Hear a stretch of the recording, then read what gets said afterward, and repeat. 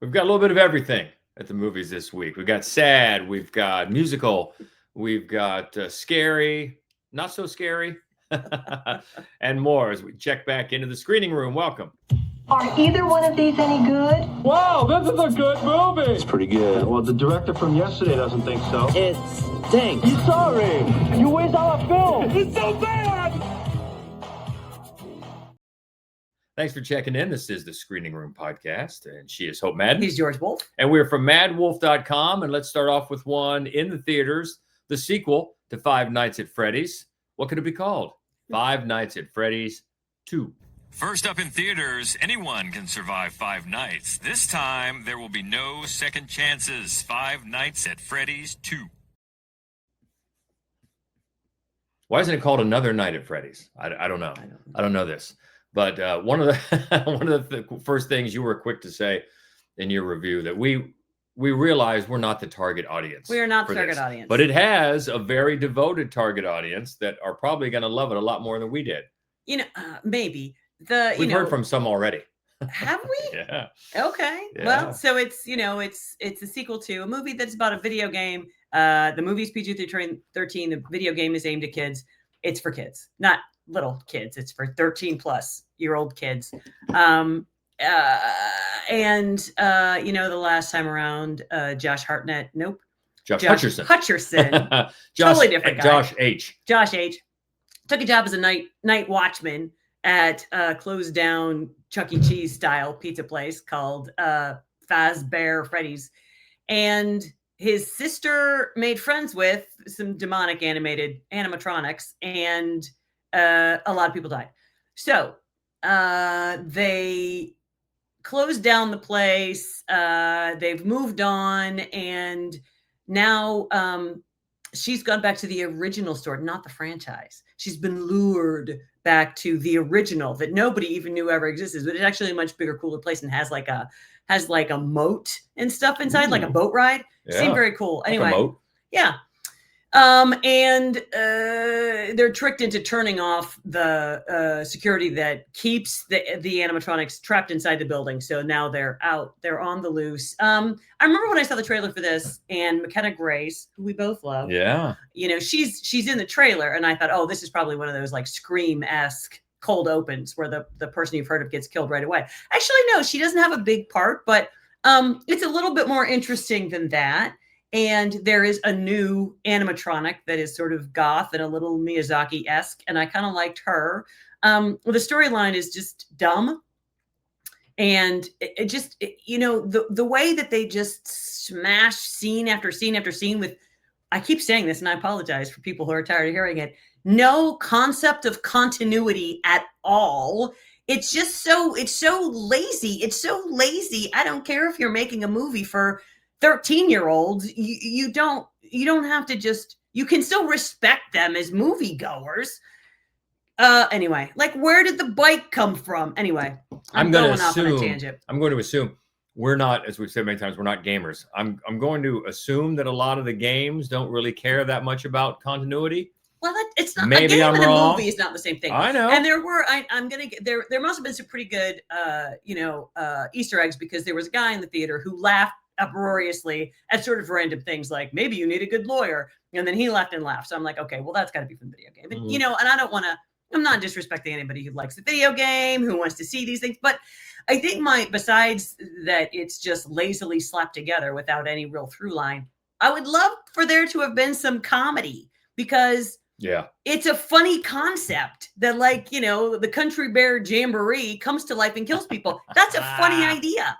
And I just could have used a little bit of comedy instead of Josh Hutcherson just moping around again. So anyway, I still do love Matthew Lillard. He's not in it a lot, but he's in it a little bit, and a little Skeet Ulrich this time. So, okay, fun. But it's just not any good. It's just not.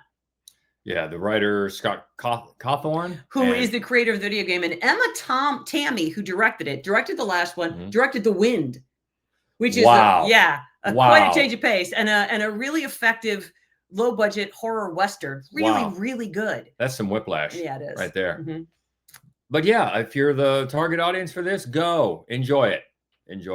A lot more than we did. Five Nights at Freddy's 2 in theaters now. Also in theaters, a powerful story of love and loss that inspired the creation of Shakespeare's timeless masterpiece, Hamlet. It's Hamnet. Getting a lot of award season buzz. That's right. It got a whole bunch of, so the Critics' Choice Association Awards, the nominations just came out. We're on that, where it's cool to be part of that. Mm-hmm. And a whole bunch of the people that we nominated made the final ballot, including Chloe Zhao, who wrote and adapted the book and directed this movie. Jessie Buckley, who plays the lead. She plays William Shakespeare's wife. And Agnes, and I feel like not only she's probably going to get an Oscar nomination, I think she's probably going to win. Paul Mescal got a CCA nomination. Mm-hmm. The cinematographer did. The set designer, Loaded. costume. Yeah, it's because it's a masterpiece. Easily one of the best movies that I've seen this year. In the top 3, it's in my knotted up top 3 best films I've seen this year. And as you know, I cried harder watching this movie than any movie I can think of. I'm sure that there have been others, but it's been years, many years since I cried as hard and as ugly as I cried watching Hamnet. So in other words, be ready for that. Yeah. Be ready for that, because Hamnet, for people that aren't aware, was the name of Shakespeare's son that ended up inspiring Hamlet, the classic tragedy. Yes. And so the movie follows young Shakespeare when he first meets Agnes and marries her, and they have their children, and he finally starts being a playwright, and then follows through the tragedy in his family that inspired him to write, probably, I think, much considered the greatest tragedy the stage has ever seen. And it's so gorgeous. It's just so beautifully filmed and immersive, and the performances are so stunning. Like, I can't recommend this movie enough, but have some Kleenex handy. Yeah. I think you'll probably be hearing this one a lot over the next few weeks, as all the different awards, the awards associations, like Critics' Choice Association did today, announced their nominations leading up to the Oscars in the spring. So yeah, I definitely look forward to hearing from this. Now, I know this one is probably, you talk about Shakespeare and period piece, a lot of people check out. Yeah. Just like we were talking about certain target audiences. So with the last movie, maybe this is not your bag, or maybe just really sad movies aren't your bag. But go anyway. It's so gorgeous. It's so gorgeous, and these performances are just awe-inspiring. You should go see it. And this is Chloe Zhao, who was Nomadland, her last film? Eternals. So she made a hard left turn into Marvel territory. That's right. But Nomadland, she won for directing and she won for adapting the screenplay. Mm-hmm. And she did both again this time. And Frances McDormand won that year too. So we shall see. Yeah. But with Jessie Buckley, both of these actors anyway, they're good all the time. Yeah. But I feel like Jessie Buckley may be a little overdue to get some of this notoriety. Yeah. Remember how great she was in Women Talking? Oh my I mean, Lord. She's just always wonderful in everything. Really she good. really, really is. So I'm excited. What was the one? Men? Men. Yeah. The one guy played all the men. Yeah, she's always good. She is always great. I'm thinking about Leaving. That one. There's so many. Oh my God. So this one might get her the hardware. We shall see, but it's up there with our favorites of the year, and it's in theaters now, called Hamnet.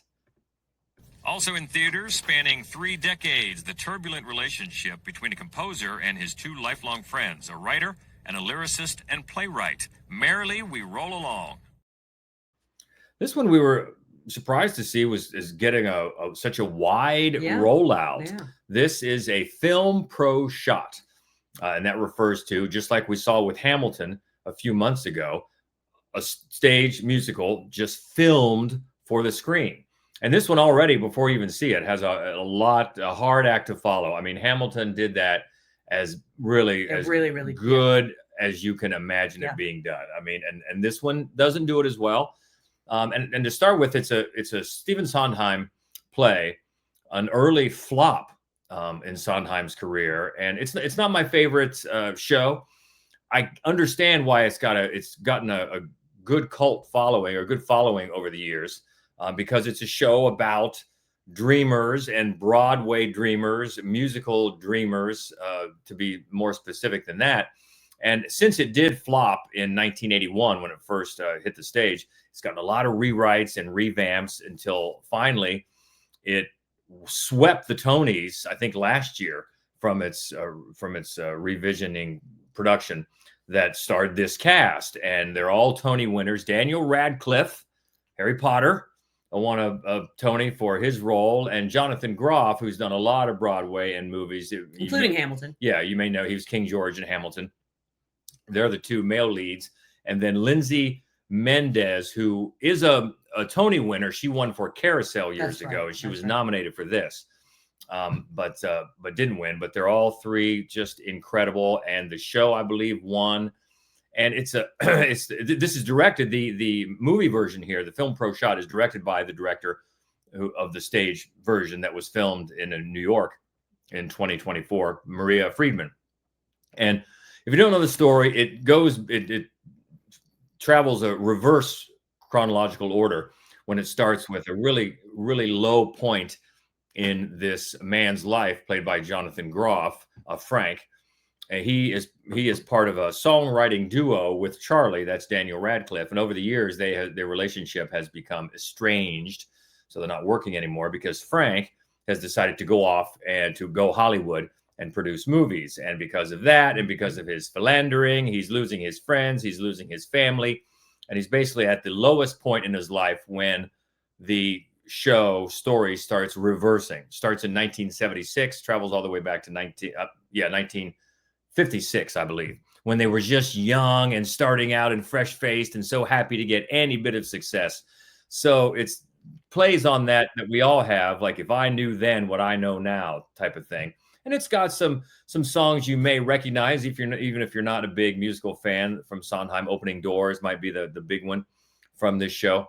But I think the thing that holds this back is the thing that Hamilton did so well in mixing the intimacy and the movement of the stage. This one, unfortunately, Friedman gets too caught up in quick cuts and close-ups, which takes away the feeling that we're still watching a stage musical. The movement, it cuts down on the movement and the entire stage. And it really is. It's a hard balance to get. And that's what made Hamilton so incredibly good, because it balanced it so well.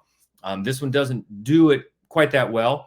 It's still, I think, something for musical fans to definitely seek out, because it's a well-known show now, big Tony winner.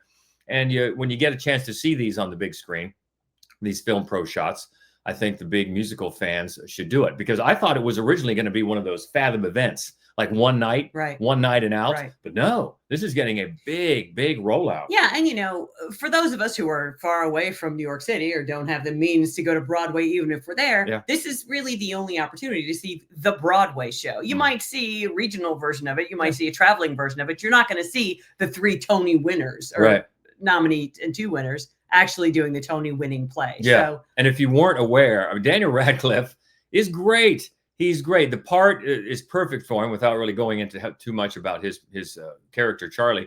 He's perfect for it. He's got a very fine singing voice. I mean, Jonathan Groff is a tough act to live up to, but he's right there. The two of them have fantastic chemistry, and I'm sure he earned that Tony. So good on him. Yeah. I mean, he's having a great move to the stage here. I don't know how much stage he's done before this, but I did not know he could sing. I had no idea. And so you might be surprised as well. But yeah, musical fans, check it out. Not quite up there to Hamilton standards, but it's a good chance to see one of these Film Pro Shots on the big screen. It's Merrily We Roll Along, out there in a lot of theaters this weekend. On Prime Video, Claire plans a special Christmas but is forgotten by her family. When they realize that she's missing, their holiday is at risk until she returns to give them the celebration they deserve. It's Oh, What Fun. It's a misleading title. Oh, What Fun I Wish We Had. Is that part of the song? This is on Prime Video. And it's too bad, because I'm looking down at the cast and the crew. I see the director is Michael Showalter. Directed The Big Sick. One of our favorite romantic comedies, really, ever. He wrote Wet Hot American Summer. Oh, I love that movie so much. I think he also directed or wrote one of the Hello, My Name is Doris with Sally Field. I think he wrote and very good over the years. And this one, and this one has a great cast too. You're looking at Jason Schwartzman and Dennis Leary and Chloe Grace Moretz, Felicity Jones. Sorry, Joan Chen, and then at the top, Dominic Sessa. Yeah. And then at the top, Michelle Pfeiffer. And she is the mom who tells us in voiceover right at the top, as we see some clips from other well-known holiday movies, that the moms in these movies don't get enough appreciation, don't get enough love. The moms in the family, they work so hard to make these holiday celebrations so memorable, and they don't get the credit. And she is one of those moms. And all she wants really is to be nominated for this Holiday Mom of the Year for her, from the show, her very favorite talk show, hosted by Zazie, played by Eva Longoria. That's what she wants. She wants to be nominated for that award. And not only is she fearing that her family's not nominating her, even though she's dropped several hints, they end up leaving her home alone on Christmas Eve as everybody, the extended family, goes out to see one of those Dancing with the Stars type shows, dance reviews on Christmas Eve. And then when everybody... And who got him those tickets, George? Exactly. See, underappreciated. And then when they realize, oh, where's mom? She's already off on some hijinks. All sorts of stuff is happening. But it's all so contrived, and it's all so broadly brushed, and it's not funny. No. And it's not fun. All the gags, some of them may be relatable, like when you go over to stay at your family's house and there's two of you and there's just a single little bed, or maybe just with one little blanket. Just things like that may be relatable, but everything is just so obvious and out in the open. Like when she catches her neighbor, Joan Chen, from across the street, so she's kind of got a frenemy competition going on. Oh, she catches her smoking. Why? Because she's out in the middle of her yard smoking. She's not trying to hide it at all, but it's a great big, if I told her family that she was smoking, she's right there in the front yard. Just, yeah, it's sitcom-y. It's, Three's Company. Where'd the bike come from? Three's Company type stuff. Oh, what did I overhear in the next room that I got completely wrong? And yeah, with this cast, I really just kept wondering, why did all these people sign on? Yeah. Maybe, it's set in Houston, Texas. I don't know if they filmed it there. Maybe they filmed somewhere where they all had a lot of fun, but it's just wasted. It's just wasted. I thought the best way to do this might be to have it on, if you have Prime Video, turn the sound down when you're having your family over, and then you just see some family celebrations for Christmas going on, and don't have to listen to it, because what fun is not fun at all. And disappointed in that one, but it is on Prime Video. It's on Prime Video now. And in theaters, when a charming houseguest arrives at a remote castle, the delicate dynamic between a neglectful husband, his innocent bride, and their devoted maid is thrown into chaos. 100 Nights of Hero. Chaos. So this is, it's kind of like a medieval fairy tale kind of situation, but it's clearly not this planet, because everybody worships Birdman, God. And so that's a little bit odd, but on the whole, it, plays like a regular fairy tale. Micah Monroe lives in a castle with her husband, and they have been married for several months now and still no pregnancy. So she has until the spring to get pregnant, or they're going to kill her. Well, unfortunately, even though he lied to the brothers, the Bird brothers, about it, saying that they have sex every night, and he doesn't know why she's not pregnant yet. And they, in fact, don't ever have sex. They have yet to have sex. It's not really I'm not a doctor, but that could be the reason. They don't exactly tell you why he has no interest in having sex with this beautiful woman. But when later the super hot hunk, who's played by Nicholas, it's Galitzine. I have not heard it said out loud, but I can spell it. And he plays a hot guy and everything, because that's just what he is. He's just beautiful. Remember him from Bottoms? He was the CAD football player. Yep, and he's really good at that particular role. He's very funny at it. So the husband decides he's going to leave for 100 days. And his friend, this hot cad, is going to stay. And the bet is, if this hot cad can get his wife to be unfaithful, then he gets to keep the castle and everything in it. And if he fails, then the other guy wins. I forget what the other guy wins, because the point is, doesn't make any sense why the husband is making this bet. And that's really where this whole movie crumbles. It doesn't make any sense why the husband is making this bet. He doesn't benefit in either way. He doesn't get anything out of it. It sets up this idea sort of like Arabian Nights, right? Where it's a twist on that, because Hero is Emma Corrin, who is the lady's maid and best friend, best friend. Mm-hmm.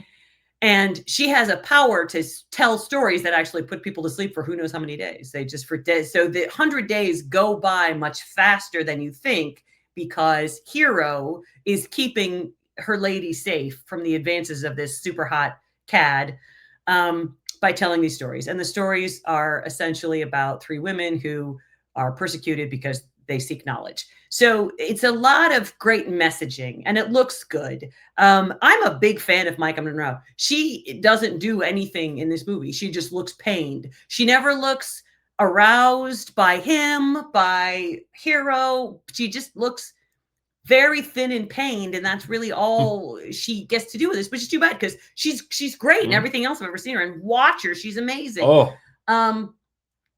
And the rest of the cast, I think, is charming and fun, but the movie, I wanted to like it. It felt like something I would like, and I just don't think the story holds together very well. So it's not like it's bad, but it's pretty meh. And that's 100 Nights, A Hero, and that's in theaters. That's in right. theaters now. A horror film next. After finding mysterious video clips, siblings investigate the strange recordings and uncover a disturbing secret spreading through their Texas town in Man Finds Tape. It's another one on Prime Video. That's right. And it's found footage, but with kind of a twist that I found really interesting, because found footage can be, tedious. And this is in sort of the way that Shelby Oaks did it. It's found footage, but it's sort of wrapped inside a documentary, right? But the thing about this is that, which all of that is a little bit sort of tried and boring at this point, but what she's actually documenting, which is this sister. So it's a sister who moved out of their small Texas town. And where is she at? Lynn. So it's held by Kelsey Priblinski. And her brother Lucas, William Magnuson, her brother got internet famous by finding a little mini DV tape in his barn and playing it. And it is footage of him as a small boy and some man walking into the room, and then it's over, and waking him up, and then it's over. And he has no recollection of this happening. And so he's like, oh, isn't it creepy? And it sort of spirals out and becomes this big, sort of YouTube sensation. And then they claim that it's a fraud and that he takes it all down and he apologizes. And because his sister is a documentarian, it kind of ruins her career, because people just walk into her frame as she's trying to shoot a documentary and be like, hey, aren't you the sister?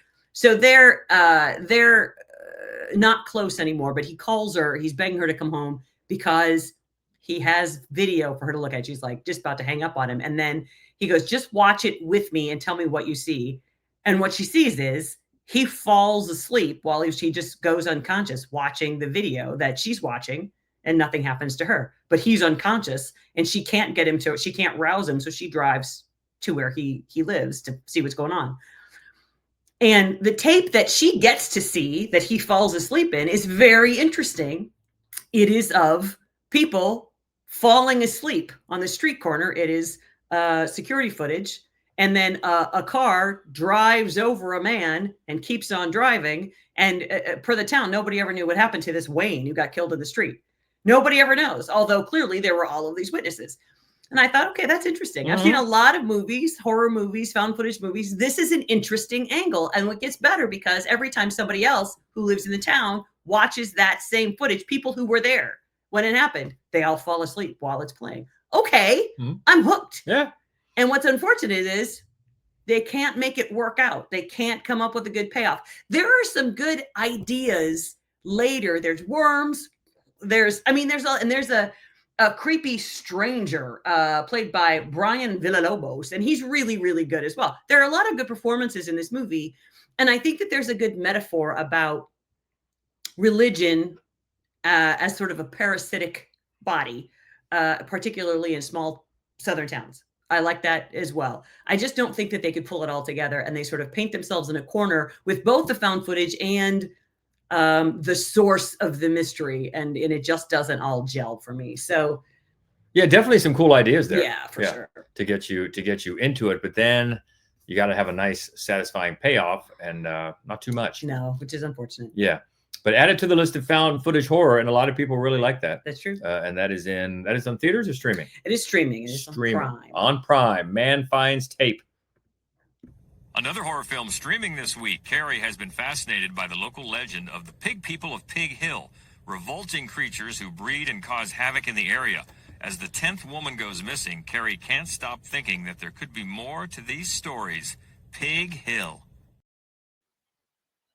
Pig Hill. We must say right at the top that we have some friends associated with this movie. We surely do. And we got to see it premiered. They premiered it, I think, North American premiere with us at the Nightmares Film Festival back in October in Columbus. So we got to see it then, and it was a lot of fun. And I think a lot of people there that night really enjoyed it. Yeah, it was a huge event. It was sold out or nearly sold out, and a ton of the people were there to take questions. And yeah, people really loved it.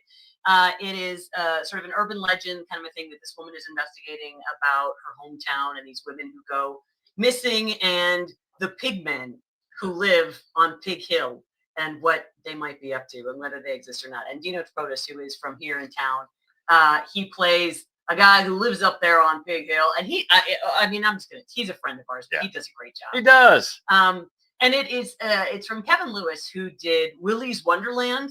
Speaking of Five Nights at Right, Freddy's, right. from a few years ago, and with Nicolas Cage, which is a pretty fun movie. And this is a very, very different movie than that. It's a lot of like giallo, honestly, kind of involved in it, the color palette and certain scenes very specifically. It's got a very sort of trippy drug trip kind of a vibe to it. Yeah, people in pig masks. Oh yeah, so that's cool. And it stars Shiloh Fernandez and Rainey Qualley. Right. Yes, Margaret Qualley's sister is the female lead, and she tries to figure out there's a mystery at work here. It's one that you may figure out before the end, but I tell you, it gets nasty. Be ready for that. It gets maybe nastier than you might expect, but if you're a horror movie fan, you're probably down for that. But it definitely gets nasty. And the finale, the ending, gets a little too explainy, little too Scooby-Doo for me all the way at the end. Yeah. But still, I think it's a crowd pleaser for people that like this type of almost a grindhouse type of feel. I think is fair to say. Yeah, absolutely. But they pull that aesthetic off pretty well. And again, it gets a little down and dirty. But Pig Hill, I think, is for fans of that. I think you'll dig it. And this one is streaming, starting to stream this weekend after a successful festival run, including here in Columbus. Pig Hill is streaming now. On Shudder this week, a retired spy suspects his former adversaries have resurfaced when his intriguing neighbor vanishes. Reflection in a dead diamond. So, this is an incredibly weird movie in a mostly good way. And the writers, directors, a pair of French filmmakers who did The Color of My Body's Tears. Oh yeah, right, a few years ago. Oh my lord! And then Let the Corpses Tan. Years ago as well. So they make giallo inspired surreal horror movies that are nuts. And seem almost nonsensical, but honestly never cave, like never buckle under the sort of crazy antics that they're putting together. You can always kind of see how that is happening right now. And in this case, it's like a James Bond movie. And the lead is an older man, and he's staying in this, a seaside hotel, and he's taken with the young woman in the next room. And maybe he could be a little more discreet, the concierge would like to see. But then she disappears. And then he's curious, what's happened to her? And he thinks there's, and then they flash back and forth between these interwoven stories of different spies and different villains and diamonds, and are they diamonds? And then these really cool images of like an eye with skin around it laying sort of in the seaweed, and you're like, is there a person under the sand, or is that just an eye with skin around it? It's really, and their films are so stylish and gorgeous in an alarming way. And so you're never really entirely certain, is this a like an old man who was a James Bond actor and he's confusing his old roles with what's happening right now, or is it something else that's going on here? And whatever it is, it's this crazy and always fascinating and always on point mix of sort of definitely James Bond with giallo, with sort of this particular style of hypnotic, surreal storytelling that they do. So I don't have any answers, to be honest with you, but I enjoyed the movie. Yeah. So there's nothing wrong with not giving you a big red bow at the end. I like that. And judging from if you have seen the two movies that she mentioned, because I had almost forgotten about them, but I remember they were unique. Yes. Very unique. And if you like that, then this is another one. Yeah. And it's on Shudder. It is on Shudder, our favorite. So there you go. So if you have Shudder, no reason not to check it out. That is Reflection in a Dead Diamond on Shudder. And on VOD, a group of young people inadvertently resurrect a seemingly invisible evil, the Wailing. Yes, not to be confused with the Korean, The Wailing, that came out several years ago, about 3 hours of a horror film. It was great, though. Great. It's great. But this is different. But it's also great. And it's a Spanish language film, and Rachel Willis reviewed this one for us at MaddWolf.com. And it is kind of generational. It tells 3 different women's stories, and it starts present day, where a young woman, she's not sure what she's hearing, but she's hearing a woman or women screaming and crying in like her headphones. And then we just see echoes of that over time. And it's as if the women of this particular family are cursed with this. But it's a metaphor for, first of all, it's very effective. As Rachel said, it picks specific scabs, right? Like if you have a nightmare of not being believed, or of having people just not listen to you, like in a dream, stare at you and hear you, but just do nothing, as if you're not really there, or you're performing, or you're a movie. I think it's really effective in this way. Pedro Martin Calero is the filmmaker, and the way that he evokes those specific nightmares. And the metaphor itself, which is, if you don't believe women, as people haven't for centuries, that's problematic to the women, but it hurts everybody. Like the impact on everybody is disastrous. And I think that's a really effective underpinning for a horror movie, and also just quite a relevant thing to have to say. Yeah, for sure. And you can check out Rachel's review. It's up now at MaddWolf.com. But if you're searching on it, The Wailing for 3 hours is not this one. This was The Wailing, an hour and 45 minutes. It's also El Llanto. El Llanto. I like that. Yeah, but both Wailings are good. Yes. And on VOD, a group of young people. Also on VOD. There we go. We're moving ahead because, well, actually, before I did want to mention, I wanted to thank F1 for this cool hat. Oh, yeah. That is a cool hat. Yeah, they sent from their racing team, XGP, from the movie F1 as we get into a four-year consideration season. Thank you. Appreciate that. It's big enough to fit my head, which is good. But we've also got a couple of friends. We're talking about more friends involved in filmmaking. We've got a couple that have movies coming out or out now. That's right. And so one that we want to really talk about for a second is called The Lonely Legend. And it's the feature film debut of what? Writer, director, editor, producer, star, Noah Nichols. Sorry about that. I had in my head the character's name, Noah Nichols. And he's a photographer by trade, and quite a very talented one, which you'll know within the first 5 seconds of watching this movie, because it's absolutely gorgeous. And it tells a story of a murderer who doesn't really want to be a murderer, and he's complaining about it on the phone a lot to his dad and to his brother. And he always wears this shocking, like, white fright wig and this silver mask. And he just, in this sort of desolate landscape, he hangs out at the coolest places, these junkyards and junk shops, and it's got some really great music in it as well. It's a surreal kind of absurdist horror movie. It's funny, but it's also really kind of heartbreaking and just lovely. It's a pretty loose narrative, and but it's just really immersive. It draws you in. It's so gorgeous. He has this adversary, which is this big fluffy white teddy bear that just looms everywhere. It's really it is a really gorgeous movie. Stick through the credits because there's more that happens afterwards, during and after the credits. But it's on YouTube right now, and we recommend it. Yeah, and actually it reminds me of 2 years ago. We already mentioned Nightmares Film Festival, but 2 years ago at Nightmares Film Festival, we had our friend Joe Swanberg come in for a panel, and Noah was telling him about this movie, and Joe Swanberg said, "Put it on YouTube." That is what he said. And so here it is. That's right. So that's thank right. you, Joe Swanberg. Thank you, Joe Swanberg. More good advice from Joe. Yeah, so The Lonely Legend, check it out. It's on YouTube now. It's a good one. Yeah, good job, Noah. And then we move on to another one that is from our friend producer, Cullen Douglas. Right. He wrote this one. Yep. And he has a role in it. And this is not going to be in theaters. This is going to be on the Lifetime Movie Channel Thursday, December 11th at 10 o'clock. At 10 o'clock Eastern? 8 o'clock Eastern. Forgive me. It's called My Mother the Madam.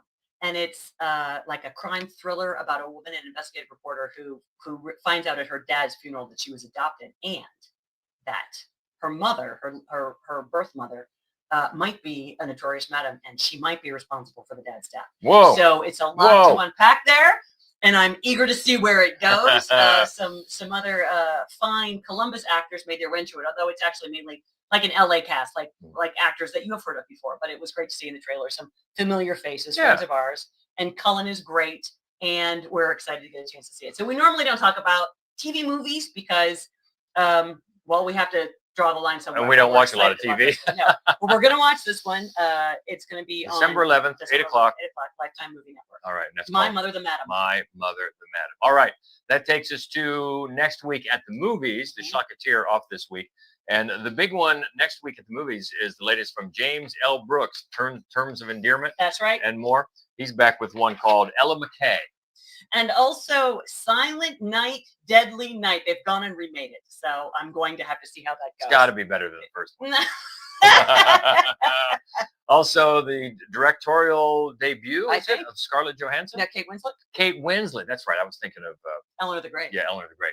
Goodbye, June. That's right. That's going to eventually be on Netflix, but it gets a theatrical next week. And Dust Bunny, which I'm very excited about, a horror movie with Mads Mikkelsen and Sigourney Weaver and Dust Bunnies. Very excited about nice. That one. Yeah. Also, one we've been looking forward to, Influencers. That's right. The sequel to Influencer, which was great, from Curtis David Harder. And give a plug to our other podcast, our horror movie only podcast called Fright Club. Next week, Curtis David Harder joins us for a special episode where we just preview Influencers, which is very cool. And you have time to see, the first one, Influencer, is on Shudder and Netflix. Yes. I think both right now. Yeah, it's great. Yeah, Influencers is going to be on Shudder starting next weekend. That's right. But a chance to get caught up. And you can see the sequel without the first one, but it'll mean a lot more to you, especially for the main character.